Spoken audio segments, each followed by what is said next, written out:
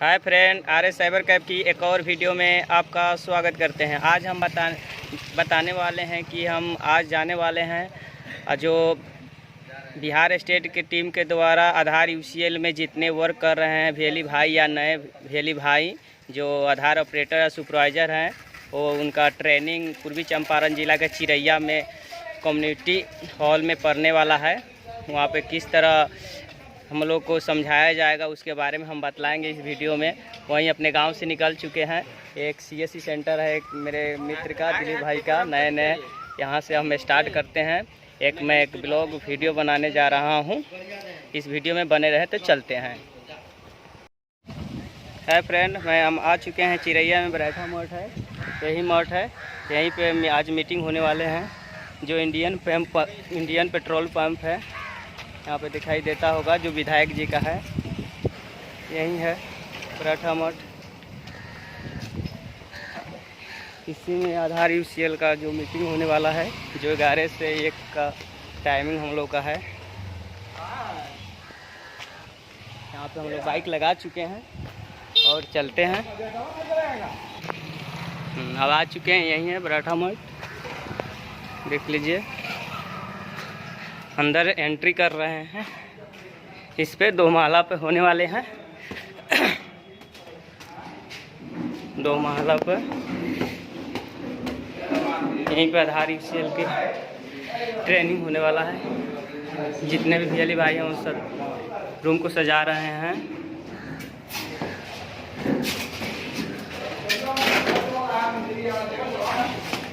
यहीं पे होने वाले हैं, देख लीजिए।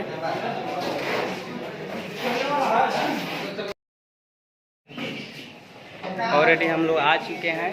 हमें जो भी यहाँ के जो CSC का अधिकारी सर लोग हैं, वो जो पर्दा के माध्यम से हम लोग को फिजिकल ट्रेनिंग किया जाएगा।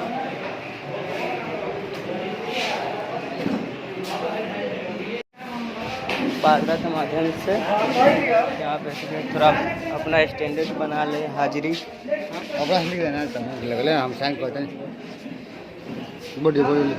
यहाँ पे हाजिरी बनाया जा रहा है।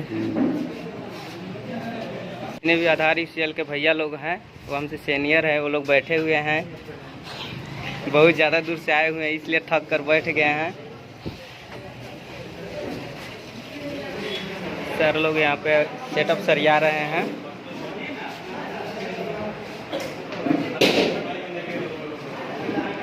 बॉक्स लोग हैं और उसके बाद काम कीजिए। अगर कोई आपको समझने में दिक्कत होगी तो दोबारा भी पूछ सकते हैं, कोई दिक्कत नहीं है, लेकिन समझना है आपको। और उसके बाद ये PPT भी जो है आप लोगों को लिंक पे शेयर किया हुआ है, आप वहाँ से भी डाउनलोड कर सकते हैं। इसलिए इस पूरे ट्रेनिंग सेशन में आप पूरा फोकस ट्रेनिंग में बताए गए चीज़ों पे ध्यान रखिएगा, निर्देश पे ध्यान रखिएगा। ये आपके लिए बहुत ही फायदेमंद होगा। आप सभी लोग यहाँ पे आए, एक अटेंडेंस शीट आपके पास घूम रहा होगा। अगर किसी ने नहीं बनाया है तो आपसे आग्रह आप बना लीजिए। एक ऑनलाइन लिंक भी दिया हुआ है, अगर आपने उस पर बना लिया है तो ठीक है, अगर कोई मित्र छूट गए हैं तो उनको बोलिए कि वो बना लें। और ये सेशन हम 5 मिनट में स्टार्ट करेंगे। बिहार के स्टेट टीम के द्वारा एवं मेरा इस चंपारण जिले के जितने भी डिस्ट्रिक्ट मैनेजर हैं और डिस्ट्रिक्ट कोऑर्डिनेटर के द्वारा जो टीम चलाकर इस ट्रेनिंग का उद्घाटन कर रहे हैं, श्री गणेशाय कर रहे हैं इस ट्रेनिंग का। इसमें और भेली भाई लोग भी इसमें मिलजुल कर आ सकते हैं, बिल्कुल आइए।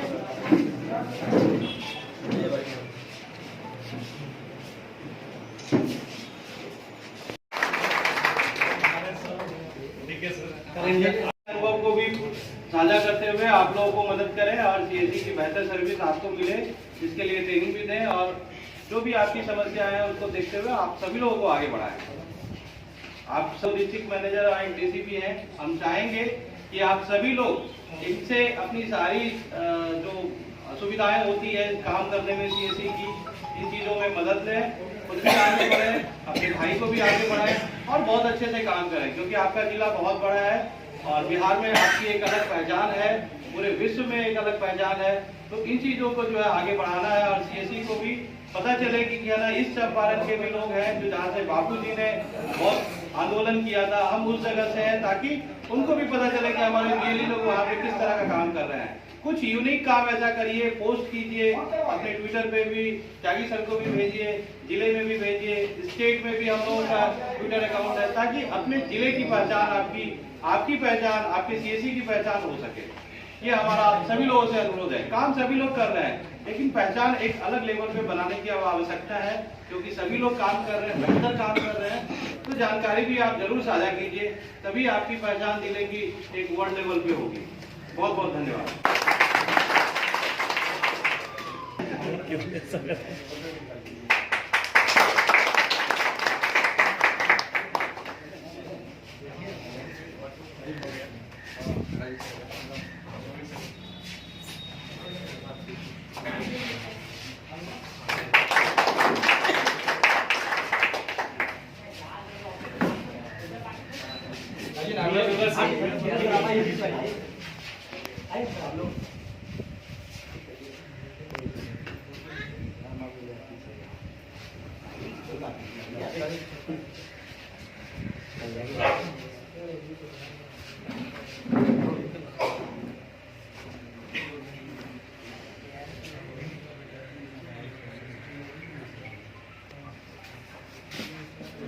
के लिए या बनाने के लिए वैलिड है या नहीं, ये सारी सूचना जो है, दो तरह का पोर्टल है, resident.uidi.gov.in और दूसरा है uidi.gov.in।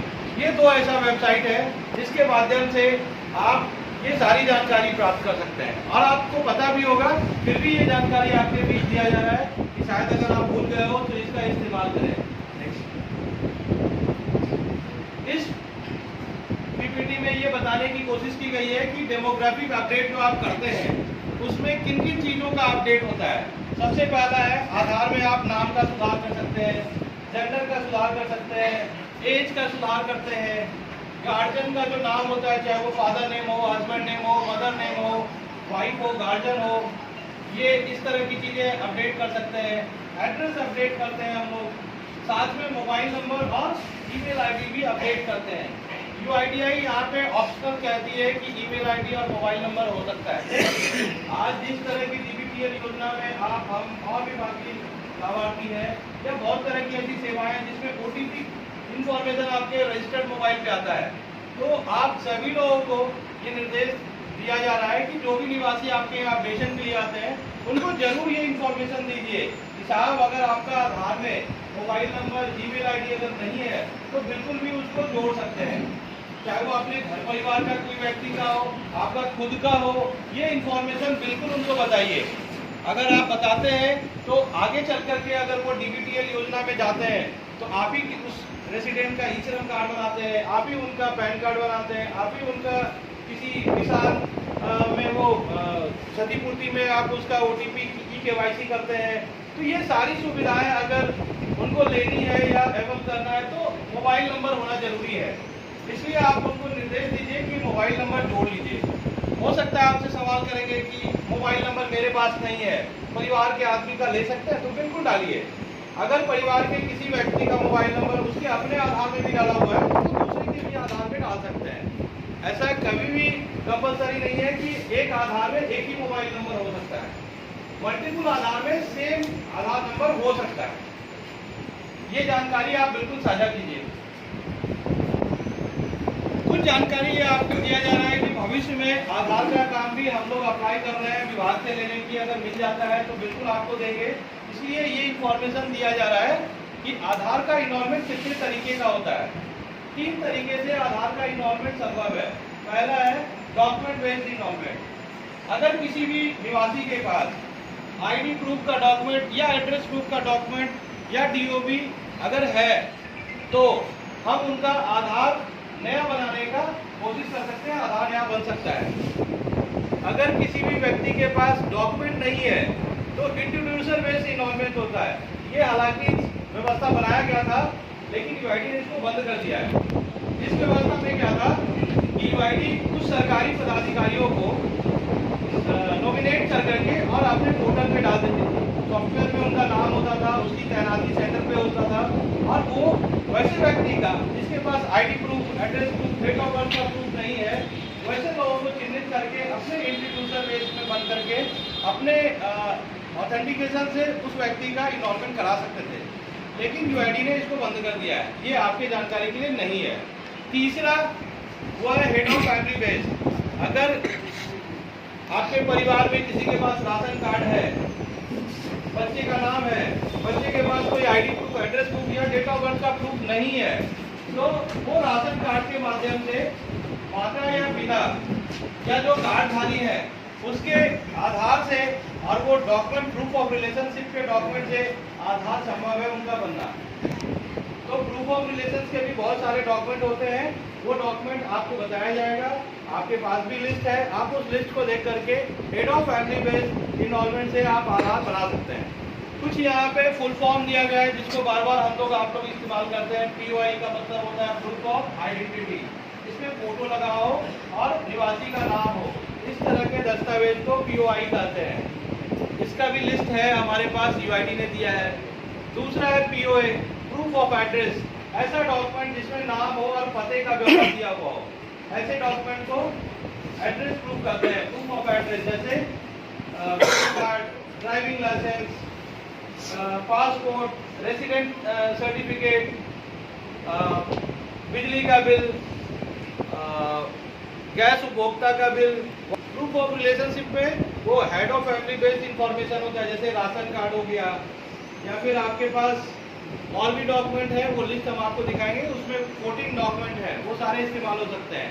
Date of birth, DOB, नगर पालिका से जारी किया हुआ ऑनलाइन या ऑफलाइन, अगर 2005 से पहले का हो तो बर्थ सर्टिफिकेट, पैन कार्ड, किसी का और बताएं, SLC, स्कूल से लिविंग सर्टिफिकेट होता है, मार्कशीट या सर्टिफिकेट। ये सारे डॉक्यूमेंट जो है UID ने दिया है। आप वहाँ पे लिंक है, लिंक को खोलेंगे तो ID, एड्रेस, DOB और प्रूफ ऑफ रिलेशनशिप का डॉक्यूमेंट का लिस्ट दिखेगा, किया जाता है। थोड़ी गंभीर वे में जा रही है, क्योंकि यहाँ से हम आपको बताने जा रहे हैं कि आपसे कौन कौन सी गलतियाँ होती है, और इस गलतियों के लिए UID हमें पनिश करती है, आपको सस्पेंड करता है, आपका पेनल्टी लगता है CSC पे। तो पहला जो गलती डाटा क्वालिटी एरर का होता है, उसमें देखिए जो पहले लाइन पे दिया हुआ है ट्रांसलिटरेशन ऑफ लोकल लैंग्वेज। होता क्या है, हम अंग्रेजी में नाम लिखते हैं, हिंदी में नाम कभी कभी उसका सही नहीं आता है, या फिर हिंदी में नाम कन्वर्जन नहीं होता है। तो वहाँ पे आवश्यकता है उसको कॉलम को डिलीट करने का, फिर वहाँ से टाइप करके उसको सही करने का। बहुत ऐसे नाम हैं जो आपको टाइप करने के बाद भी ठीक नहीं होगा, तो आप गूगल पे लिख लीजिए, कहीं और हिंदी में लिख लीजिए, उसको कॉपी पेस्ट कर दीजिए। ये प्रोविजन है। डेमोग्राफिक डेटा, नाम, gender, date of birth, address, ये आपको सही सही लिखना है। डाटा डेमोग्राफिक जो आपको इंफॉर्मेशन आप जो कंप्यूटर पे एंट्री करते हैं और जो डॉक्यूमेंट में लिखा हुआ है, वो दोनों को चेक करना है। अगर आपको उसमें नहीं मिल रहा है सही इंफॉर्मेशन, या आपसे कहा जा रहा है कि मेरा नाम प्रदीप है, PRADEEP, लेकिन डॉक्यूमेंट में लिखा हुआ है PRADIP, तो आप अगर प्रदीप लिख देंगे PRADIP तो ये डेमोग्राफिक एरर में काउंट होगा। तो ये क्वालिटी भी आपको ये भी चेक करना है कि जो डॉक्यूमेंट मिल रहा है उसमें क्या लिखा हुआ है और जो आप लिखने वाले हैं वो क्या लिखा हुआ है, दोनों सेम होना चाहिए। एक व्यक्ति का फोटो खींचा है मेल का, और आपने क्या कर दिया, जेंडर लिख दिया है फीमेल आधार में, तो वहाँ पे वो जेंडर फोटो मिसमैच में काउंट होगा। एज फोटो मिसमैच, आपने मेरा फोटो खींच दिया दिख दिया और मेरा DOB में चेंज कर दिया 20 साल, वो गलत हो गया। अगर कोई 20 साल का व्यक्ति है, उसका लिख दिया 50 साल, ऐसा फोटोग्राफ हम आपको सैंपल दिखाएंगे। अगर इस तरह की गलती होती है तो वो डेमोग्राफिक एरर में काउंट होता है। पुअर क्वालिटी फोटोग्राफ या इनकरेक्ट फोटो, वो भी सैंपल है।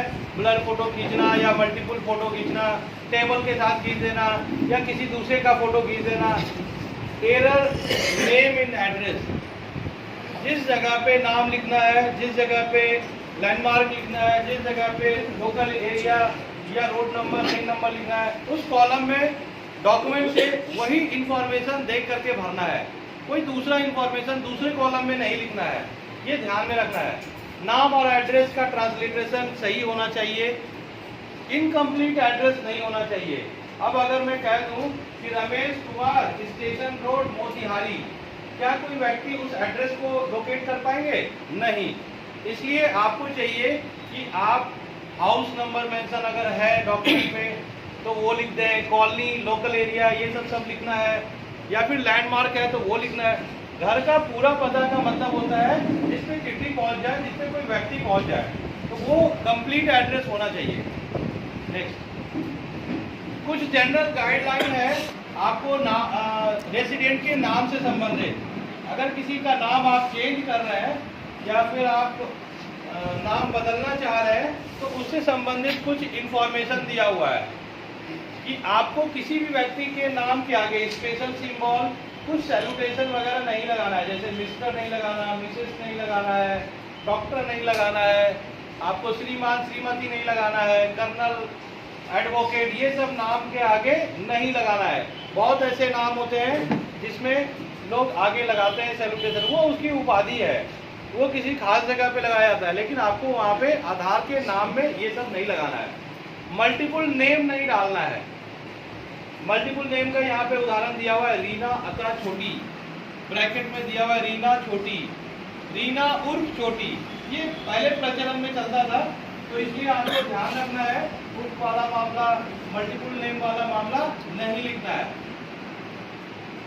अगर डॉक्यूमेंट में आपका देखिए लिखा हुआ है KAVITA कविता, और रेसिडेंट बोलता है कि नहीं मेरा नाम जो है ना H2 या KAVITHA है, वो लिख दीजिए। या फिर कोई कहता है कि मेरा डॉक्यूमेंट में संजीव लिखा हुआ है SANJEEV, आप ना SANJIV लिख दीजिए, मेरा वो ठीक है, तो वो रिजेक्ट हो जाएगा। अगर आपके डॉक्यूमेंट में POI में प्यारी लिखा हुआ है PYAARI और आपने क्या किया, प्यारी कुमारी लिख दिया, तो वो रिजेक्ट हो जाएगा। नेक्स्ट है प्यारी कुमारी डॉक्यूमेंट में लिखा हुआ है, लेकिन आपने क्या किया, प्यारी लिख दिया, तो वो भी रिजेक्ट हो जाएगा। तो ये सब चीज़ों पे ध्यान दीजिएगा। जो डॉक्यूमेंट में लिखा हुआ है सिर्फ और सिर्फ वही आपको कंप्यूटर पे फीड करना है अपडेशन में। एक इंफॉर्मेशन लास्ट में दिया हुआ है कि किसी का भी व्यक्ति का नाम अगर आईडी प्रूफ में कैपिटल में लिखा हुआ है, जैसे पैन कार्ड पे सारा नाम कैपिटल में लिखा होता है, तो हमने अभी आपको बताया कि जिस तरह से डॉक्यूमेंट में लिखा हुआ है ठीक उसी तरह से आपको कंप्यूटर पे भी लिखना है, लेकिन नाम के केस में आपको कैपिटल लेटर में नहीं लिखना है। अगर किसी डॉक्यूमेंट में, दस्तावेज में अगर निवासी का full name Hindi capital letter में लिखा है तो आपको रनिंग लेटर में लिखना है। ये आपको एक निर्देश दिया हुआ है, इसको ध्यान में रखिएगा। डॉक्यूमेंट एरर, ये किस तरह के एरर होते हैं, तो डॉक्यूमेंट एरर होते हैं, इसको जानने की कोशिश कीजिए। पहला होता है पुअर क्वालिटी डॉक्यूमेंट, वैसा डॉक्यूमेंट जो कि सही से पढ़ने में नहीं आ रहा हो, डॉक्यूमेंट खराब हो गया हो, डैम्प लगा हुआ है, उसके अंदर कटा फटा है, वो ओवरराइट है, तो ये पुअर क्वालिटी है। Invalid document which is not in UIDI prescribed document, कहने का मतलब UID ने जो हमें लिस्ट दिया है उस लिस्ट में उस डॉक्यूमेंट का जिक्र ही नहीं है। जैसे कि एडमिट कार्ड, निवासी आपके पास एडमिट कार्ड लेके आ गए, उन्होंने कहा ऐसा है मेरा एडमिट कार्ड है, इसमें मेरा नाम बच्चे का निर्मल कुमार वर्मा लिखा हुआ है, आधार में मेरा निर्मल कुमार है, आप ऐसा कीजिए इसके आधार पे मेरा बच्चे का नाम बदल दीजिए। आप क्या करेंगे, आप उस पेपर को पहले देखेंगे आईडी प्रूफ में है या नहीं। आईडी प्रूफ में एडमिट कार्ड नहीं है तो आपको निवासी को बताना है कि साहब ये आईडी प्रूफ जो आप लेके आए ये UID ने वैलिड किया ही नहीं है। अगर आप बना देते हैं तो वो इनवैलिड डॉक्यूमेंट काउंट होगा और आपका डॉक्यूमेंट एरर काउंट 1 होगा। ठीक है। Document demographic data mismatch, reason वही है कि आईडी प्रूफ में कुछ और लिखा हुआ है, एड्रेस प्रूफ में आपने उसके अलावा कुछ और लिख दिया है, या तो कुछ जोड़ दिया है नया, या तो आपने कुछ उसको घटा दिया है, या तो आपने पूरा का पूरा बदल दिया है। इनकम्प्लीट फोटो या पुअर क्वालिटी फोटो, ये फोटो खींचने से संबंधित है। फ्रॉडुलेंट डॉक्यूमेंट, कहने का मतलब जहाँ पे आईडी प्रूफ अपलोड करना है, एड्रेस प्रूफ अपलोड करना है, डेट ऑफ बर्थ अपलोड करना है, आपने क्या किया, वो डॉक्यूमेंट आपके पास नहीं है, आपने इनरोलमेंट फॉर्म स्कैन करके डाल दिया, आपने किसी का रिसिप्ट, इनरोलमेंट रिसिप्ट डाल दिया, आपने क्या किया, ब्लैंक पेपर स्कैन करके लगा दिया, तो ये सारी चीजें फ्रॉडुलेंट डॉक्यूमेंट कहलाती है। अगर आप निवासी का आईडी प्रूफ, एड्रेस प्रूफ या डेट ऑफ बर्थ का डॉक्यूमेंट स्कैन कर रहे हैं, तो आपको ये ध्यान देना होगा कि निवासी अगर अपने डॉक्यूमेंट को फोल्ड करके लाए तो उसको पूरा खोल लें और पूरा डॉक्यूमेंट स्कैन हो। लाइट कट गया, बीच में स्कैन बाहर निकल गया, या फिर उनको जो है स्कैन करते करते आपने डॉक्यूमेंट बाहर निकाल लिया या फोल्ड में ही आपने स्कैन कर दिया, तो वो गड़बड़ है, वो डॉक्यूमेंट एरर में काउंट होगा और इससे बचना है। कोई भी document black and white scan नहीं करना है, भले ही वो डॉक्यूमेंट जारी हो ब्लैक एंड व्हाइट, आपको कलर में स्कैन करना है। सेटिंग चेक कर लेना है कि आपका सेटिंग स्कैनिंग का कलर है या नहीं। डॉक्यूमेंट एरर से संबंधित कुछ गाइडलाइन है। आप सभी लोग लिस्ट ऑफ डॉक्यूमेंट को डाउनलोड करिए, उसको अपने सेंटर पे लगाइए, हिंदी में, इंग्लिश में। कोई भी निवासी आते हैं तो आप पहले उनसे पूछिए कि साहब आपको क्या सुधार कराना है आधार में। अगर वो कहते हैं कि नाम सुधार कराना है तो आपको क्या करना है, सबसे पहले आईडी प्रूफ का लिस्ट देखना है और वो जो डॉक्यूमेंट लेके आए हैं उनसे उनका मिलान करना है। अगर वो लिस्ट में है तो उसका करना है, अगर लिस्ट में नहीं है तो उनको बताना है कि साहब आप ये डॉक्यूमेंट लेके आइए। लेकिन आपको लिस्ट ऑफ डॉक्यूमेंट जरूर देखना है और जो लिस्ट ऑफ डॉक्यूमेंट में मेंशन है वही डॉक्यूमेंट से लेकर के आधार अपडेट करना है। दूसरा है नाम, एड्रेस, डेट ऑफ बर्थ, हूबहू स्पेलिंग आपको वही लिखना है जो आपका डॉक्यूमेंट में लिखा हुआ है। उसमें आपको कुछ भी छेड़छाड़ नहीं करना है, कुछ भी जोड़ना नहीं है, कुछ भी हटाना नहीं है। फोटोकॉपी कोई भी डॉक्यूमेंट का आपको नहीं लेना है। स्कैनिंग में फोटोग्राफ डॉक्यूमेंट स्कैन नहीं होगा। कोई भी ऐसा document, ID proof, address proof, अगर वो एक्सपायर किया हुआ लेके आ रहे हैं तो वो आपको नहीं एक्सेप्ट करना है, या फिर उसकी वैलिडिटी समाप्त हो गई हो तो नहीं लेना है। किसी दूसरे देश में जारी किया हुआ कोई भी दस्तावेज, आईडी प्रूफ का, एड्रेस प्रूफ का, डेट ऑफ बर्थ का इस्तेमाल में नहीं लाना है।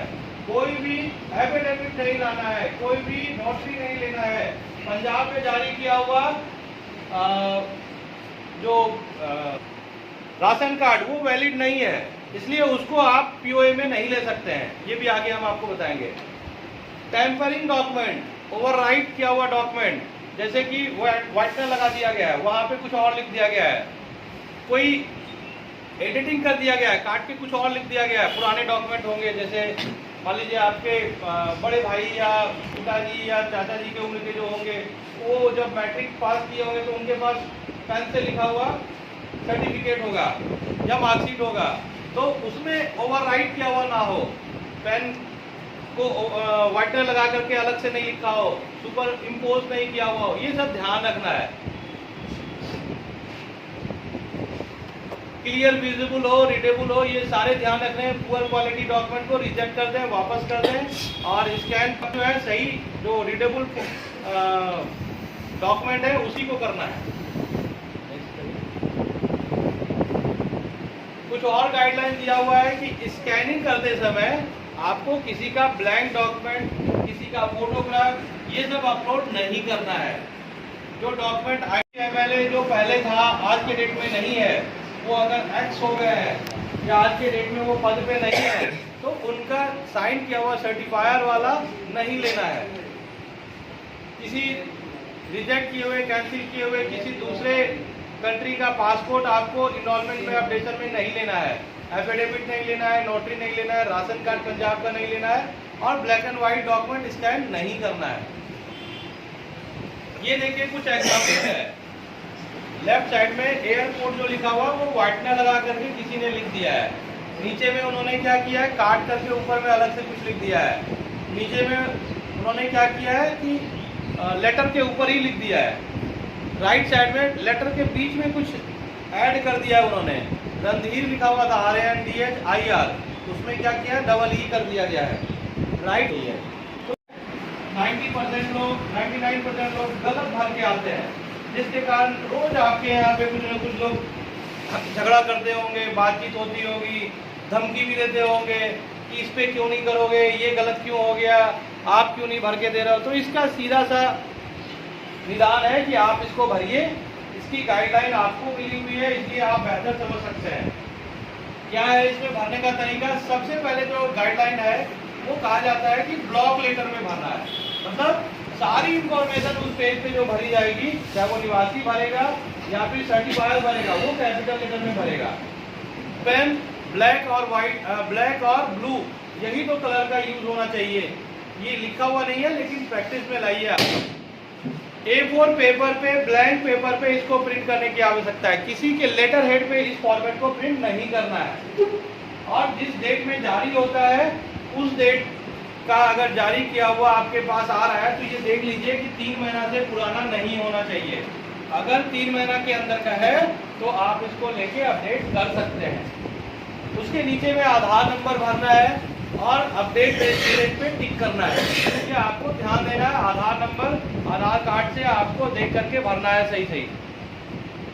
नेक्स्ट, ये जो दूसरा पार्ट है, ये पार्ट पे निवासी का पूरा डिटेल भरा जाता है। निवासी का नाम, केयर ऑफ जहाँ पे लिखा हुआ है वहाँ पे कोई निवासी अगर काट के सन ऑफ लिखता है, डॉटर ऑफ लिखता है, वाइफ ऑफ लिखता है तो उसको मना कीजिए या आप भर दीजिए वहाँ पे, उससे पूछ करके कि क्या है भाई, लिख दीजिए वहाँ पे रमेश कुमार, मनीष कुमार, जो भी है।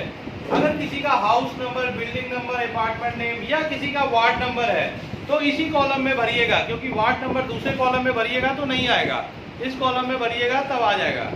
स्ट्रीट रोड नंबर अगर कुछ है तो वो भरिए। लैंडमार्क बिल्कुल भरिए आप। एरिया, लोकेलिटी, सेक्टर भी अगर है किसी का तो भरिए, नहीं तो ब्लैंक छोड़ दीजिए।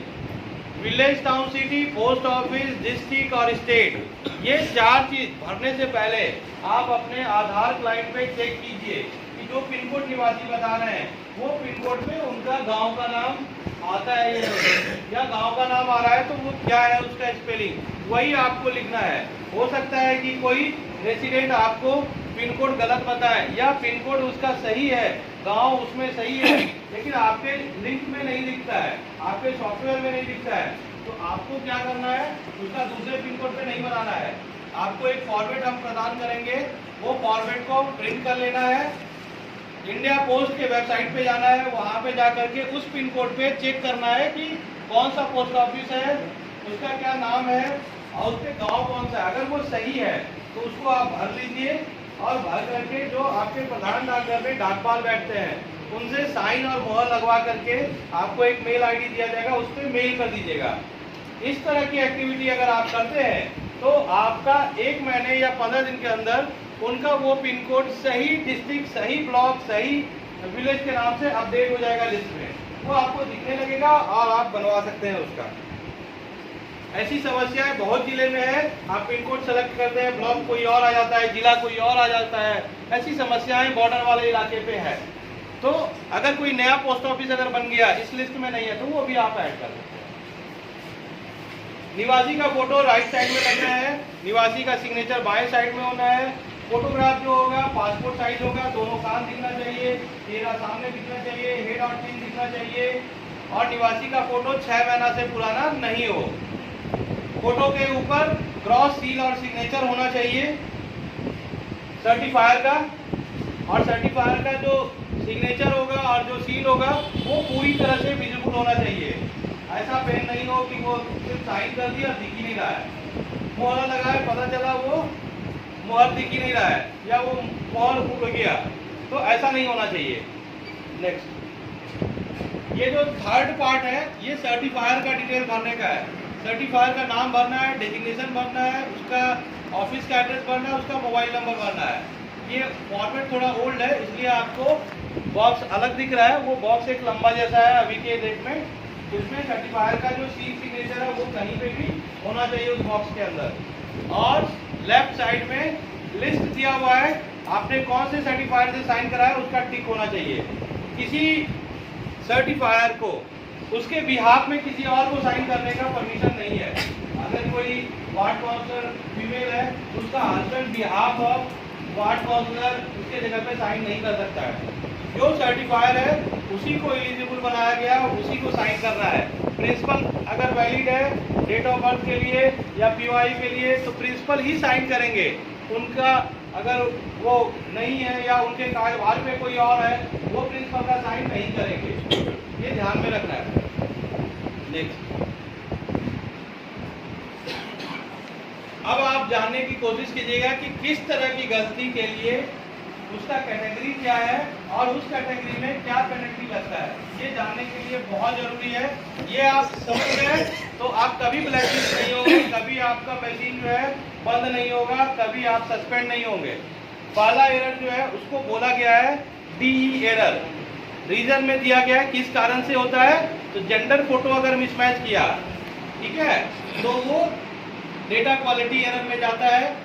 एज फोटो मिसमैच किया तो जाएगा। एरर अगर नाम में है, इनकम्प्लीट एड्रेस है, या आपने रिलेशनशिप का डॉक्यूमेंट गलत लगाया है, तो ये सारे एरर अगर आपने किया तो वो DE एरर में काउंट होता है। और हर पैकेट पे, हर अपडेशन पे 25 रुपया पेनल्टी लगता है। और एक महीने में अगर आपने 30 या 30 से ज़्यादा गलतियां कर दिया तो 1 साल के लिए सस्पेंशन होगा। कहने का मतलब अगर आपने 31 अपडेशन किया या 30 अपडेशन किया और 30 अगर आपका डॉक्यूमेंट एरर, ये data quality error DE error में आ गया, तो आपका जो है सस्पेंशन तय है, वो आपका ID सस्पेंड हो जाएगा। दूसरा है क्वालिटी, दूसरा एरर है DOE2 एरर। इसमें क्या है, poor quality document. Poor quality document का मतलब है कि विजिबल नहीं है, ब्लर है, रैम्प लगा हुआ है, स्पष्ट नहीं दिख रहा है। तो इस तरह के डॉक्यूमेंट जो है पुअर क्वालिटी डॉक्यूमेंट। या डेमोग्राफिक डाटा मिसमैच, डॉक्यूमेंट पे ID प्रूफ पे, एड्रेस प्रूफ पे कुछ और लिखा हुआ, आपने कुछ और लिख दिया, स्पेलिंग मिस्टेक किया, या कुछ जोड़ दिया या कुछ घटा दिया। इस तरह की चीजें अगर आप करते हैं तो इन दोनों तरह का एरर DOE एरर 2 में काउंट होता है। और इसके लिए भी सेम है, 25 रुपया पर पैकेट पेनल्टी और साथ में 1 साल का सस्पेंशन, और 30 या 30 से ज़्यादा गलती किए तो। नेक्स्ट, जो सबसे खतरनाक है वो है ये वाला DOE1 एरर। इसमें अगर आपने एक गलती किया तो ब्लैकलिस्ट। महीने में इस कैटेगरी में अगर एक भी गलती हुई, हमारे 99% क्लियरली इसी में एरर में काउंट होकर के जाते हैं और वो सस्पेंड हो जाते हैं।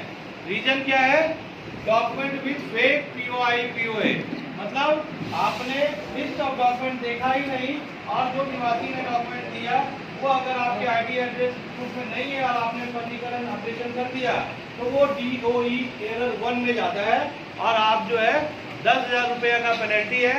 महीने में एक गलती किया या एक से ज़्यादा किया तो 1 साल के लिए सस्पेंशन है। अगर आपने 5 या 5 से ज़्यादा गलती उसी महीने में कर दिया तो 5 साल के लिए सस्पेंशन है।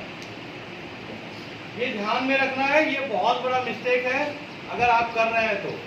इसमें आपको पता भी नहीं चलेगा, आप कहेंगे कि सर हम तो सही बना रहे थे और हमारा ब्लैकलिस्ट हो गया। और उसमें एक चीज़ और लिखा हुआ है, किसी भी तरह से अगर इन्वॉल्वमेंट या अपडेशन के सॉफ्टवेयर के साथ छेड़छाड़ किया तो भी आपका जो है वो सस्पेंशन होगा। और UID के सॉफ्टवेयर के साथ छेड़छाड़ करने के लिए अलग से फिर उसमें दिया हुआ है, पर मशीन 1 लाख रुपए का जो है प्रोविजन है सस्पेंशन का, और साथ में 5 साल के लिए सस्पेंशन होगा। अगर किसी ने UID के सॉफ्टवेयर के साथ छेड़छाड़ किया, कोई अलग सॉफ्टवेयर डाल दिया या उसके फाइल को मिटा के कुछ, या उसके फाइल को एडिट करके कुछ और करने का कोशिश किया, तो इस तरह के एरर अगर पाए गए, सिस्टम चेक किया या फिर UID की जो सिस्टम है वो हमेशा ऑनलाइन रहता है, अगर वहाँ से फाइंड आउट हुआ तो इस तरह में 5 साल का सस्पेंशन और 1 लाख का पेनल्टी लगता है। लास्ट वाला ये कह रहा है इसमें इन्वॉल्व है, जैसे कि आपने किसी का डॉक्यूमेंट अगर नहीं है, उसके डॉक्यूमेंट को अपने से PDF पे करके बना दिया, जाली बना दिया, किसी का ऑफिसर का सिग्नेचर रख करके आप ही ने डॉक्यूमेंट जारी कर दिया, या फिर किसी का डॉक्यूमेंट है उसमें आपने एडिट करके किसी तीसरे आदमी का डॉक्यूमेंट बना दिया, अगर इस तरह के प्रैक्टिस में है पाए गए तो आपका सस्पेंशन उसमें जो है 50,000 रुपये का है। और जो लास्ट में है वो है अनऑथराइज इन्वॉल्वमेंट सेंटर। साहब आपका ऑथराइज किया हुआ है CSC के बैंक BC सेंटर जहाँ पे है वहाँ पे काम करने के लिए, आप 2 घंटा उनको भी समय दे रहे हैं, 2 घंटा दूसरे को भी समय दे रहे हैं और कहीं और भी घूम के काम कर रहे हैं। अगर इस तरह से अनऑथराइज वे में आप पाए गए तो आपका सेंटर सस्पेंड हो जाएगा, आपके ID बंद हो जाएंगे 1 साल के लिए और 50,000 रुपये का पेनल्टी है। ये सिर्फ कहने के लिए नहीं है, ये सिर्फ UID करती भी है।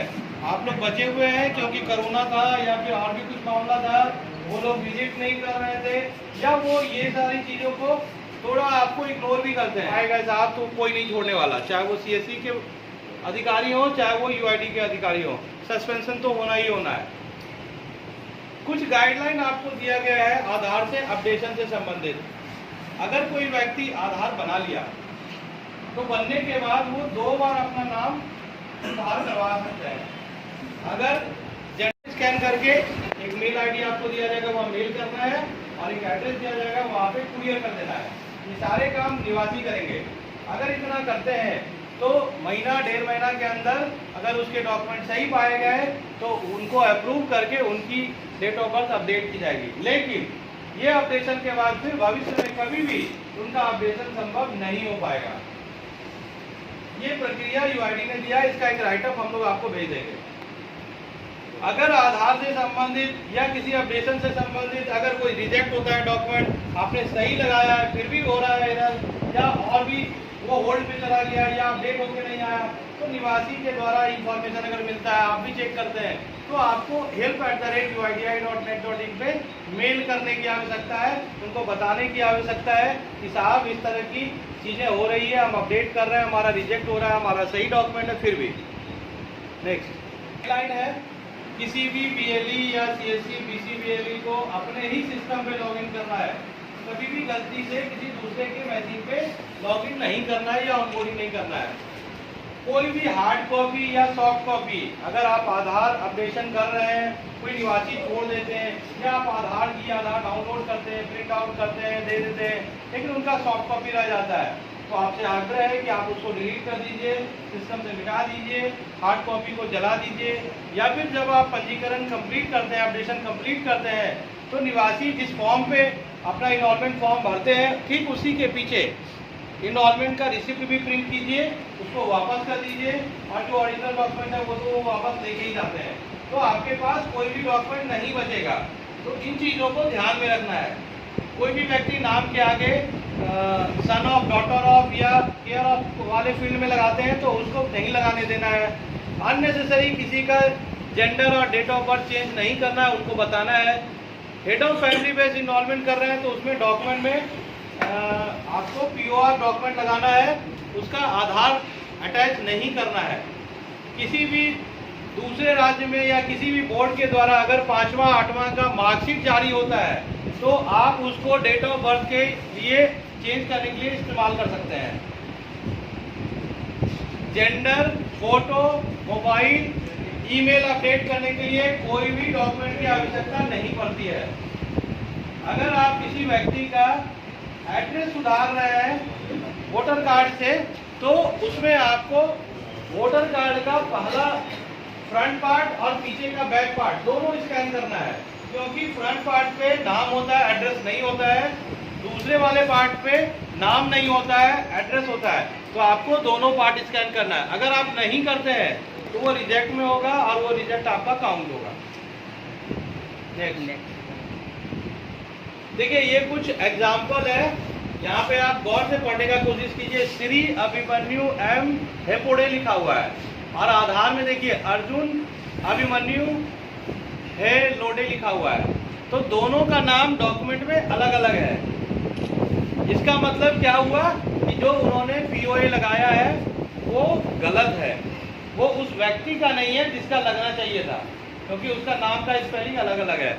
तो ये डॉक्यूमेंट पैन कार्ड में फोटो किसका है और आधार कार्ड में देखिए फोटो किसका है, नाम क्या है, तो ये नहीं होना चाहिए, ये सब आपके लिए नहीं है। नेक्स्ट, नाम, जेंडर, फोटो मिसमैच का देखिए क्या है, जेंडर है फीमेल और फोटो है मेल का।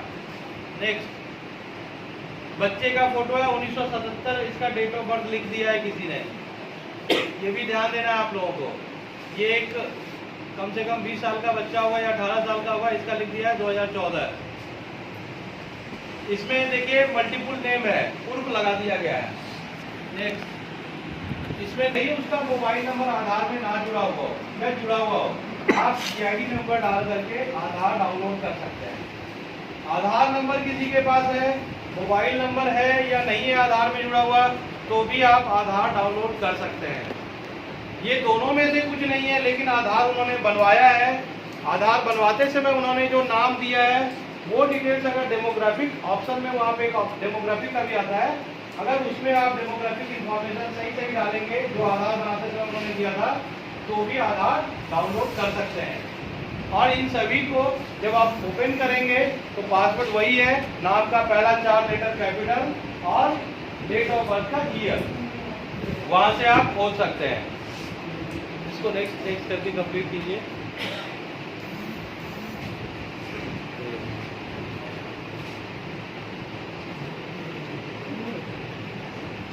4x3 में प्रिंट करके फ्लैक्स के रूप में सेंटर के बाहर लगाना है। अगर आपका वहाँ पे साइज चेंज करने की आवश्यकता है तो आप कर सकते हैं, लेकिन बैनर में किसी भी तरह का ऑपरेशन नहीं करना है। दूसरा बैनर आपको वसुधा केंद्र का लगाना है। तीसरा जो है ये भी सेंटर के बाहर लगाना है। कुछ अनिवार्य बैनर है जिसको आपको क्या करना है, A4 के पेपर पे जिसमें कॉन्टैक्ट नंबर CSC का लिखा हुआ है और एक जगह पे UID का लिखा हुआ है, वो दोनों को प्रिंट करके निवासी जहाँ पे अपडेशन करने आएंगे, जहाँ बैठेंगे कॉमन एरिया, वहाँ लगाना है। रेट चार्ट आपको 50 रुपये वाला लगाना है। आधार अपडेट फॉर्म आपको यहीं से डाउनलोड करना है। एक निर्देश ये भी दिया हुआ है कि ये A4 साइज पे ब्लैक एंड व्हाइट में इस्तेमाल करना है। अगर आपकी इच्छा है तो आप कलर भी कर सकते हैं, नहीं तो ब्लैक एंड व्हाइट यूज करना है और निःशुल्क में देना है। लिस्ट ऑफ सपोर्टिव डॉक्यूमेंट आपको डाउनलोड कर सकते हैं वहाँ से, और जो वो सर्टिफायर वाला फॉर्मेट है वो आपको वहाँ पे पेज नंबर 3 में मिल जाएगा। तो ये सारी जो गाइडलाइन है आप सभी लोग इसको फॉलो करिए, और जब ऑडिट